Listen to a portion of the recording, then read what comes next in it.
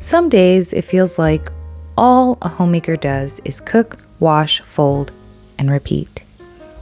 With meals to cook and a home to maintain, it can feel like, what is the point of all of this?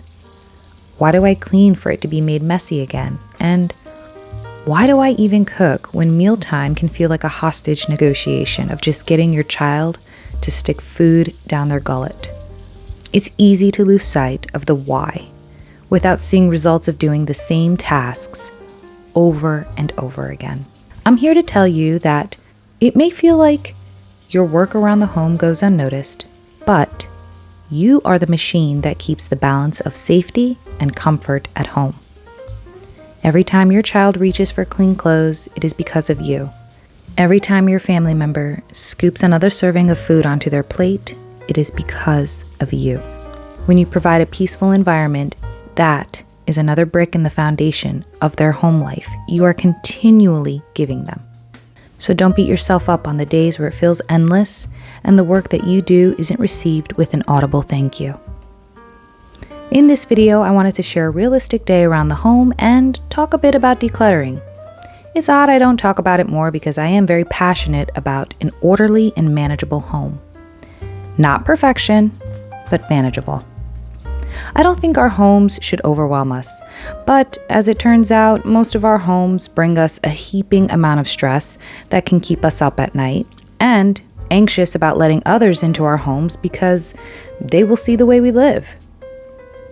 Stick around and I'll share some tried and true rules I stick to so that my home feels like a place that is run by me and not a home that runs me. Not every task can be completed in one day, and that is normal home upkeep. I used to save cleaning my house as an all-day event, and I learned that doesn't work for me or my family. Plus, it caused me to burn out very quickly, and after a day or two of intense cleaning, I was miserable to be around because I wouldn't want anyone in my family to use the house as their home.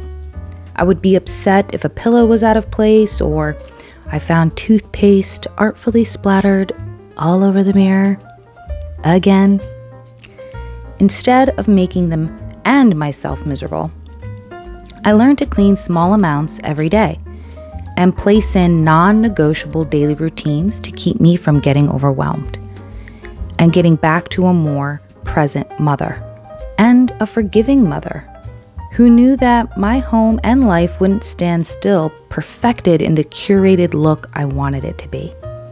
The next non-negotiable is every night I clean all or most of my dishes by hand washing or loading them in the dishwasher.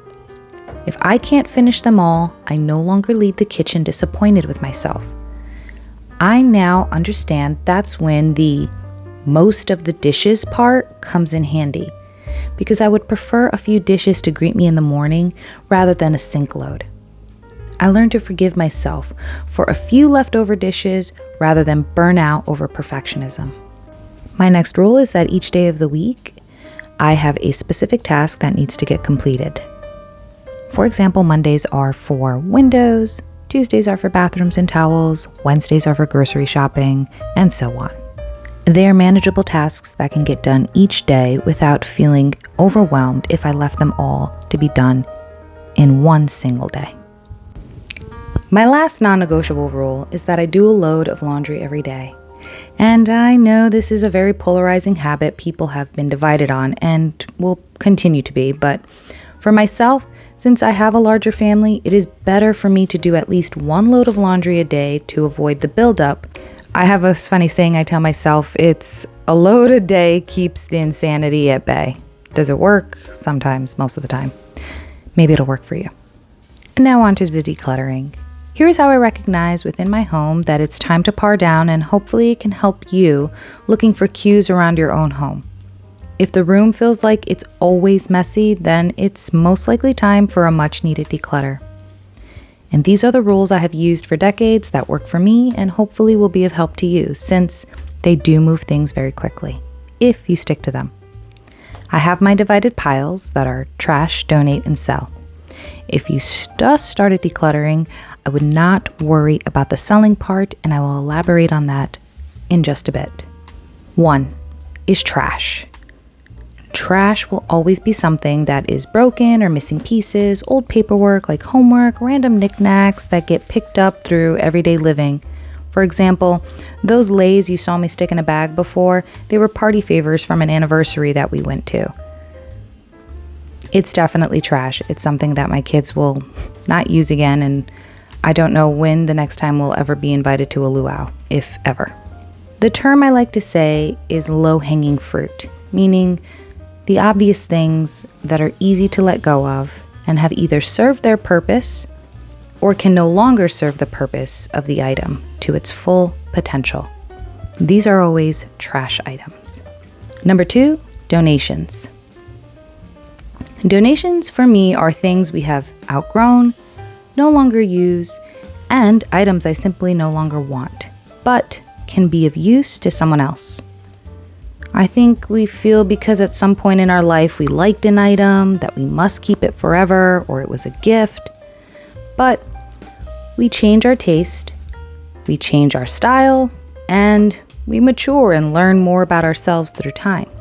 So I'm here to tell you it's okay to let go of something that you used to enjoy but no longer do.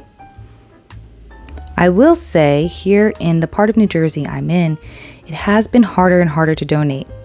I am now being turned away for baby items, toys, and sometimes home items. It has nothing to do with the condition of these items because I only donate things that are well maintained.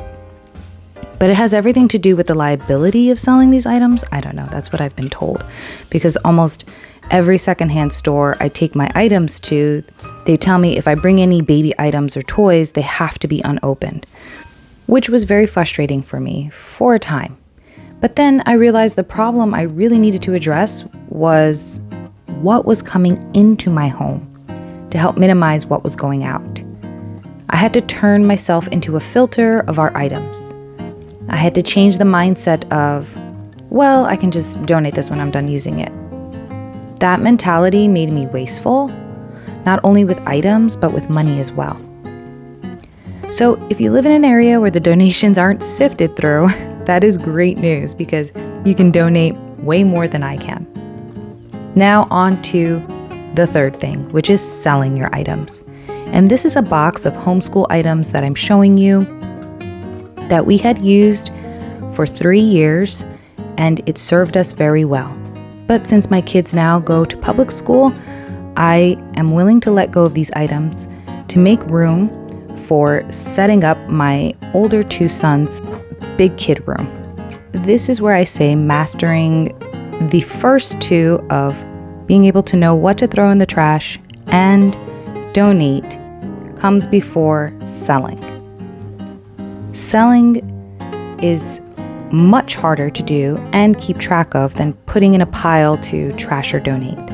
I'm not discouraging it by any means. I just don't want you to feel overwhelmed by trying to declutter and then have to do more work by sorting, pricing, and selling items when you're already busy. I myself only started consistently selling on Facebook Marketplace the past 2 years. So I only sell there because to list it is free and I choose not to ship any of my items.